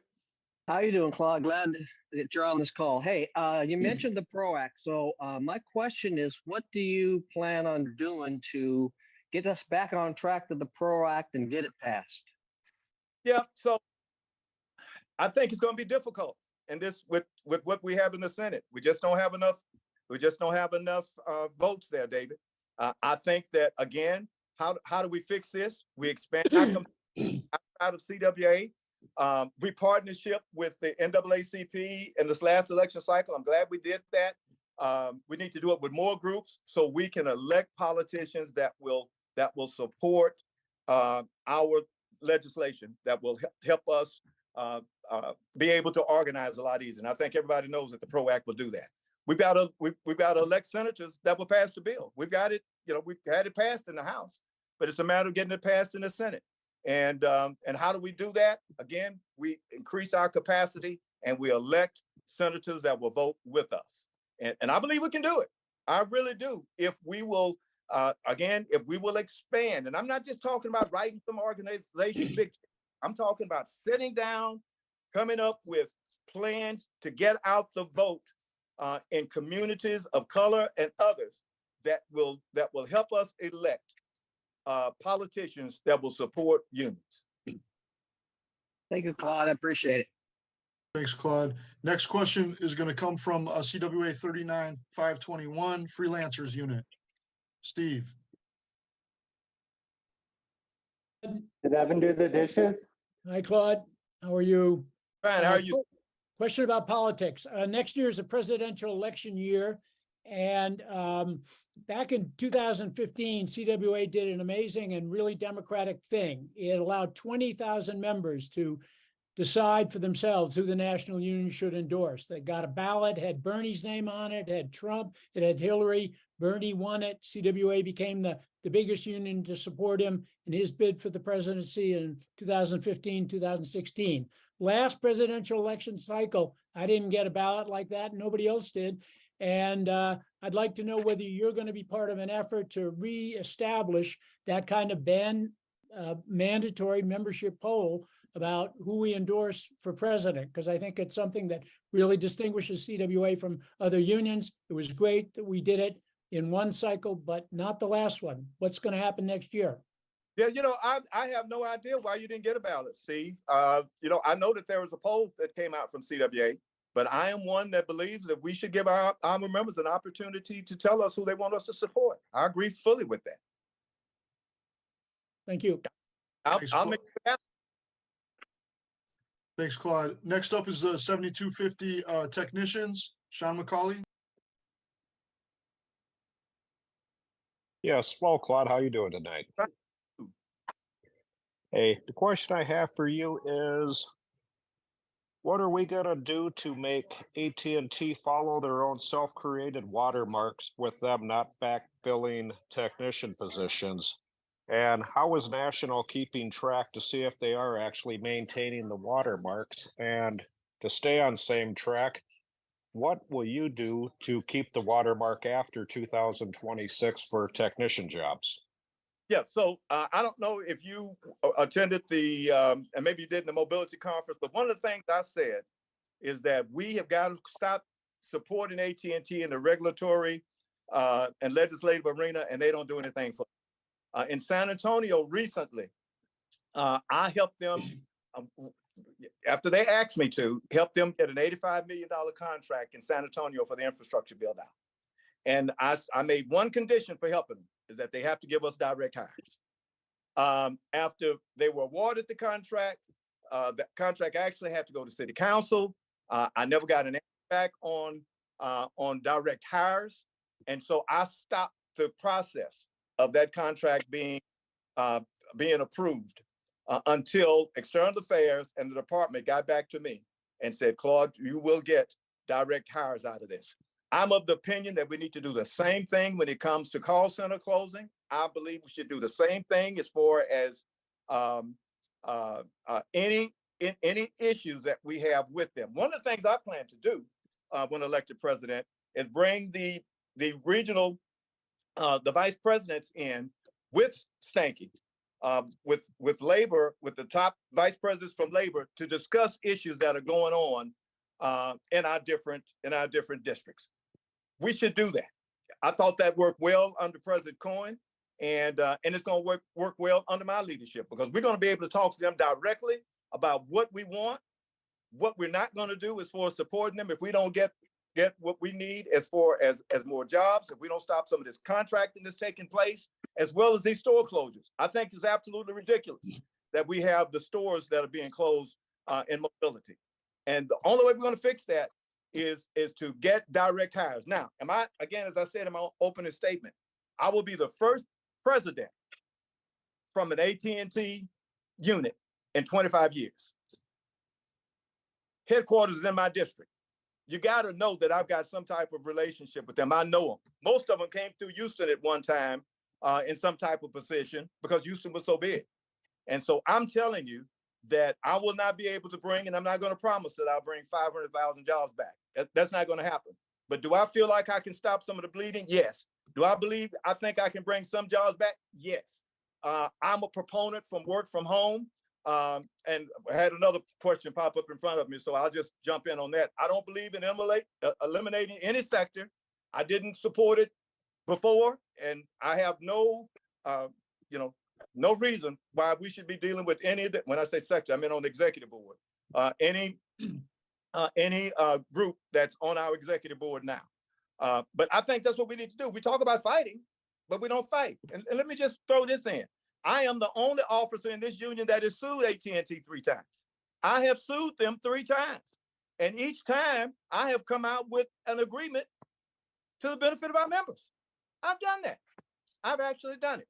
And let me just answer that DirecTV question, if I may. I brought DirecTV into our union. I led that effort, okay? And I was asked to lead the effort to get one contract. We got to the table with them, and AT&T management knew that we were going there, one company, one contract. That's what I said. And I was not going to leave the table with anything in it different. We could not get there. Management just refused. They went back on their word about having discussions about it. So I walked away, and I told Chris, the president, President Sheldon, that, we're going to have to do something different, because I'm not going to bargain one contract, which, by the way, could adversely affect some contracts that were already in place, because they want to take away some of the gains that some of the other districts had. I was not going to take something away from a VP that had negotiated something in their contract. It just wasn't going to happen. If I'd been the president and Chris is the president, he can make any decision he wants to make because he's the president, but I'd sue him. That's what I would do, because I think what they did was absolutely ridiculous. And their board charge is filed now, because not only did they move, create this company, But then those technicians that didn't want to go over to that company, they separated them from the company with no severance pay. And I've led the effort to file a board charge so those technicians can get paid. When we fight, we win. And those times that I filed those lawsuits for my members against AT&T, we won. I believe in fighting. And all of you need to know that I will fight to stop some of this craziness that's taking place with AT&T. I've already done it. Check my history. I've already done it. Thanks, Claude. Thank you. We've got a little less than 15 minutes. Next up is going to be Michelle Richardson from the 7250 call center. Good evening, Claude. My question is, what piece of critical feedback do you receive the most often? Probably we need to do a better job of communicating with our members. We've got to find a better way to communicate with them. In District 6, we sent out not only a paper newsletter, but we also sent out by email a newsletter. I think it's sad that we say we're the communications workers of America, but we're not communicating as well as we should. I think we need to have better updated records. We need to have we need to put in place, which we did in 6, from work from home, and I'm a proponent again for work from home. I signed a petition at the convention because I knew that our members were going to like it. And my staff is still working from home and doing a fantastic job. I have not gotten one complaint from a local because my staff is working from home. And I believe if my staff can work from home, I should fight to make sure that the members that want to work from home with these different companies that we represent should be able to work from home also. So I'm a proponent. I'm a proponent of it. I lost track of the question. I think you're good. I think you're good, Claude. Thank you. Okay, Thanks, all right. Michelle. Next All right, up is, I want to make sure I answered it. Okay. yes, sir. 7250 retail, Larry Thompson is up. Good evening, Clyde.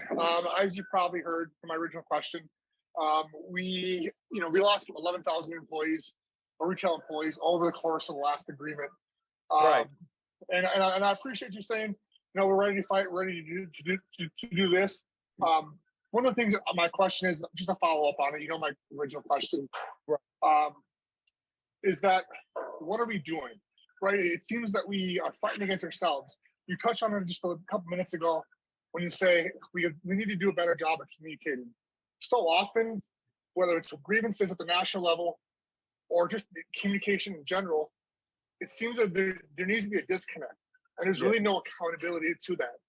What's your commitment to bringing accountability to us dealing with the national as well as the retail question? Yeah, so as far as retail goes, I am one that has been fighting and meeting with management about the closing of these stores. We just got to stop it. I mean, yeah, we got to try to organize the authorized dealers, but we got to stop this bleeding that's taking place. One of the things that I want to implement as president is twice a year have a call, a nationwide call with our members,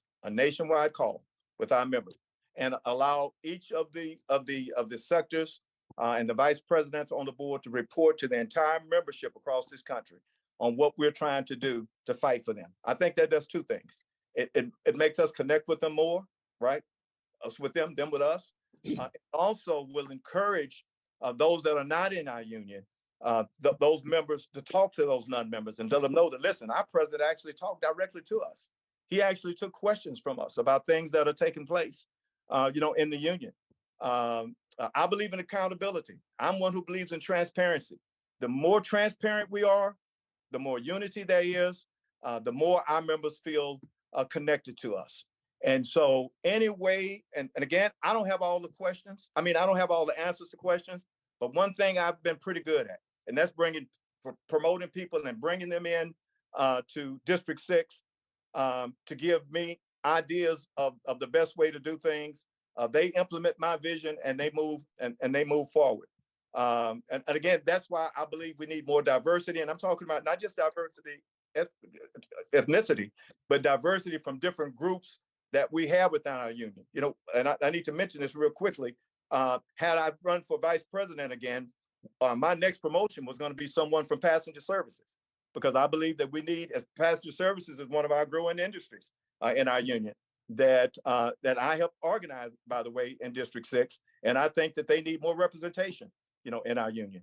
So I believe transparency and communicating with our members as much as possible, send out as much as possible. I know we had an app one time that didn't work so well. I believe we ought to come up with a newer app, a new version of an app, so we can immediately get in contact with our members, especially those working from home, because they need to know clearly that even though they're working from home, we help them get there, that they got to stay connected to the union. We got to give them advance notice so they can come out when we need them for mobilization activity or with political work. And so communications is the key. It'll make us a stronger union. It'll make us a more inclusive union. And I believe it will spread and cause more, not only in our union, but outside our union, want to become a part of CWA. Thanks, Claude. Next up, we have 7250 Direct TV. Hi, Claude. Thank you so much for being on tonight. Really appreciate your time. Yeah. Thank you. So I just wanted to ask you, you touched a little bit on at the beginning of kind of tonight, a little bit about leadership and improving leadership within the union. Yes. What sort of steps do you envision that looking like? And how would that really work from a local level up when you talk about, AVP up to local vice president and president, et cetera? So I think that we need to provide resources to our locals to have steward training, political steward, training for political work as well as representation on the job. And I think that we provide those districts through our SIF funds, a way to fund that. Now, one of the things I've done in District 6, because we've got to be careful with our resources, right? Is if we'll pay for a member to attend training like on a Friday, if they'll agree to come on a Saturday and we not pay them lost time. And that helps in two ways.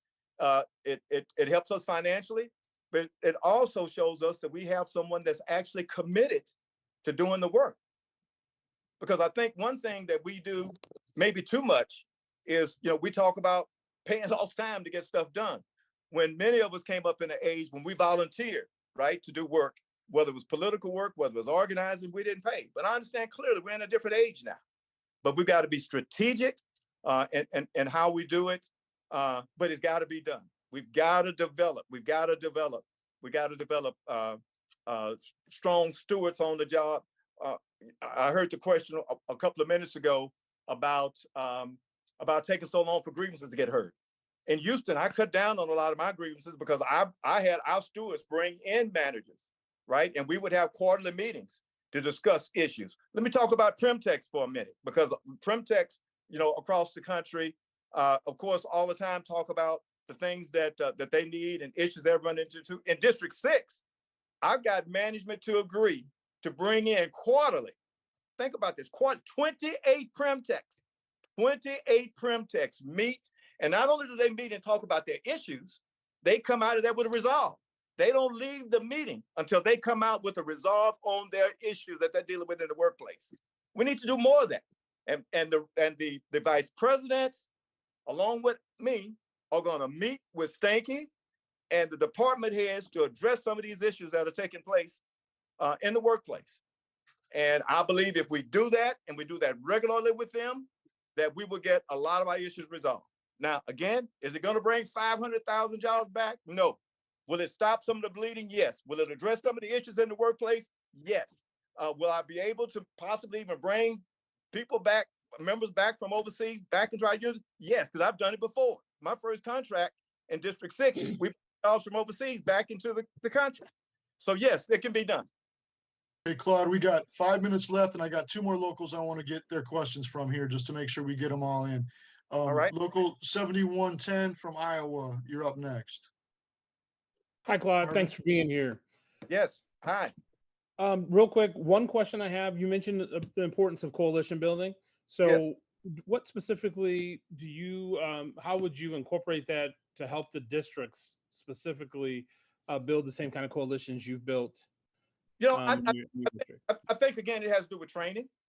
When it comes to political work, my plans are to try to develop a strategic, independent expenditure group out of HQ that can go into locals where we have work, or go into states where we need work, political work done, along with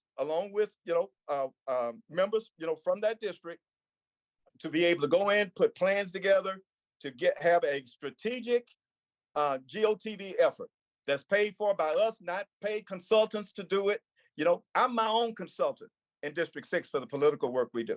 And it's the same way with the training that needs to take place. Yes, we need to supply the resources in order to do it, but we need to be strategic in how we do it. So training, involvement from those locals there, and I think that's how we get it done.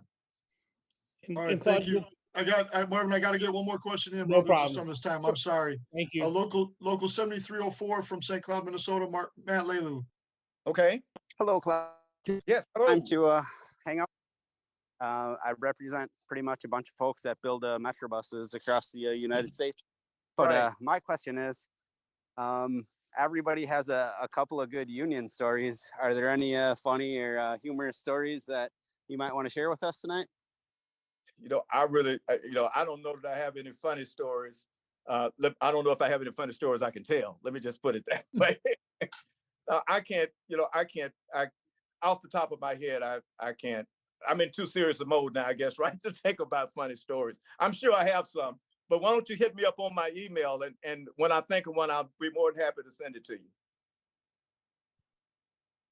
Thanks, Claude. And thanks again to Ed and Sara as well.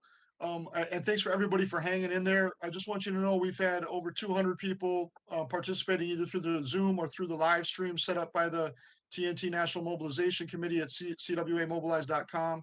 We really appreciate everyone's participation.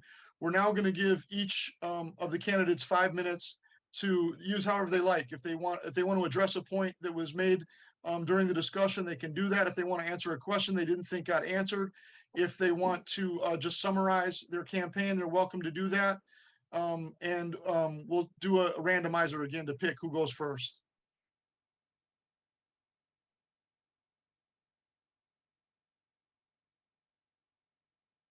Ed goes first.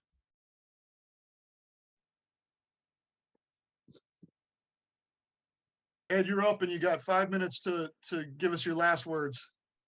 Got it. All right, Kieran, first thing, if I become the president, I'm going to use your randomizer for questions at the board meetings from now on. So there'll be no more raising your hand for those of us who've been on the board.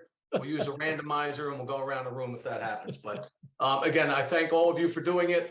Claude, Sara, thank you very much. Dennis Trainer for Very fucking informative. president. He'd be like, what? I gotta go take calls? What do you? All right, let's stay on mute. Right. Oops.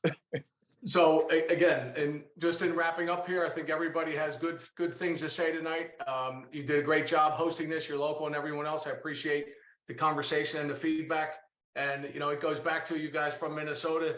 Paul Wellstone, who we lost there way too soon as a senator there, is a quote I have on the front of my flyer. And it says, if we don't fight hard enough for the things we stand for, at some point we have to recognize that we don't really stand for them, right? And for me, we got to get back to the basics of this union. We got to fight for the members that we have.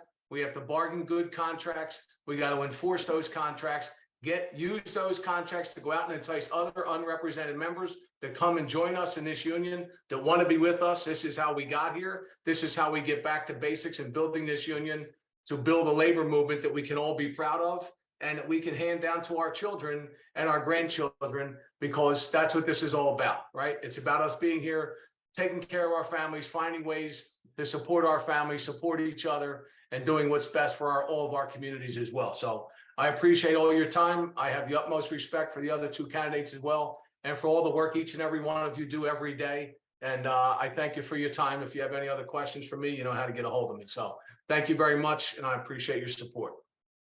Thanks, Vice President Ed Mooney. We really appreciate you coming on today and sharing your ideas and thoughts with us. Next up is Vice President Claude Cummings from District 6. Claude, you're up. Okay. Thank you so very much. There are many that are talking about the historic things that could happen in this union. I understand clearly. I've been the first African-American, in all of different positions that I've held in this union. I was the first African-American vice president of 6222, the first African-American president, the first African-American president of this district. And I understand that. I understand the world is changing. Our Our union is changing, our demographics are changing. And I know all that's important, but that's not why I'm running. I'm not running to make history. I'm running to try to make this union better than the way I found it. And I think my 32 years of continuous service, my wisdom, my knowledge, the things I've already done, makes me the best candidate for this job. Others talk about change. I make change happen. I made change happen in District 6. And because of that, not only has it changed District 6, but the culture that we've developed here is also beginning to change other districts. And I'm proud of that. But just think about what I could do if I was the president of this union. Think about the political work that I've already done. Think about the promotions that we have already made out of the public sector, what I said about the airlines. Think about what I'm sitting in that seat, but the successes we've had. The fights that I've had with AT&T and have been successful. The fights we've had with some of the other telecommunication companies. I've delivered contracts with no work stoppages, great contracts, I believe. And so I want to be your president. And I'm asking now for your vote. If you want someone that, again, is never going to forget, I work for you, you don't work for me, then I'm your candidate. And so I would certainly appreciate your vote. Again, vote for someone who not just talks about change, but actually makes change happen. And I'm that candidate. Thank you. Thanks so much, Claude. We appreciate you being on this event with us tonight and for talking with our members. Whenever we see you, thank you for being here and participating. Our final word is going to come from Secretary Treasurer Steffens. Sara, thank you for being with us. The floor is yours. Thank you so much. Yeah, I couldn't agree more with my fellow candidates that what we need to do is grow our union and grow our power. And I understand how to do that. I have been involved in every part of the organizing process. I understand how to get first contracts and what that entails and the kind of resources and campaigns we need. And most importantly, how to help people set down their fear and stand in their power, because that's what our work is really about. If we are afraid of the boss, of stepping out, of doing more than we know how to do, then we're never going to get anywhere. We need to unite in this powerful moment and stand together and fight and win. So Matt asked earlier some of the places that we can grow in green jobs, in tech workers, in the public sector, in media, in telecom, in airlines, in healthcare. There is no place that we have CWA members that we don't have room for growth. And that is what I want to bring to CWA, is a real focus on building our union and building our power. I wouldn't want to end without talking about the PRO Act. I'm really passionate about labor law reform because of the way that I entered our union and because of the things that I see happening to our members and to workers who want a union every single day. So CWA has been really strong in not giving a single dollar to anybody who won't support us on the PRO Act or the Public Service Freedom to Negotiate Act or any of our other core issues. I was able to carry that message to the House Majority Caucus when they introduced the PRO Act, and Steny Hoyer yelled at me for it. There's no union that is as strong as CWA on these issues. We do not tolerate the people we support not supporting working people. We primaried Henry Cuellar in Texas, and we almost won. We got in within a few hundred votes of replacing him with a really great progressive, Jessica Cisneros. We were out last week in front of HHS, calling out Secretary Becerra, even though he's part of the Biden administration, for not standing with our Maximus workers. So we don't give corporate Democrats a pass, where if there are Republicans who are supporting working people and our issues, we're happy to support them. Accountability is everything. Nobody gets a pass. This moment is way too important. So I ask for all of your support. I know we can unite together, just build the strong union that we have been, that we will be again. I see it happening around us every single day. It's amazing what's happening in our union right now. And I hope that you all are watching it and appreciating it, just as we appreciate all of you for the work that you're doing to help make this happen. So happy to talk to any of you anytime. My website is cwaworkerpower.org. It's got my phone number. Call me anytime. Thanks so much for hanging in there this evening. I know it's been a long one. Thank you, Secretary Treasurer Steffens. We appreciate you so much for being here. Thank you, International Vice President Claude Cummings. We appreciate you so much being here. Thank you, International Vice President Ed Mooney, for being here. We really appreciate you spending time with us tonight. I urge everybody to check out the websites for each of the candidates, to stay engaged and to engage your members for the officers that are here about who you should support and why. I want to thank all the members that spent their evening out here with us tonight, especially members of our local 7250, but also all the other locals from across the country. It was a really great turnout. Again, there was over 200 members of CWA who participated either on the live stream or the Zoom. And then finally, the officers that were here, including presidents and staff, and we appreciate you all for being here as well. Let's keep fighting the good fight and organizing to win. Thank you. Thank you. Good night, everybody. Thank you. Bye all. Bye-bye. Thanks all. Good night. Good night. night. Great job, Kieran. Great job. Good night. Good job, Kieran. Good job, Karen. Good night. Great job, everybody. Thank you.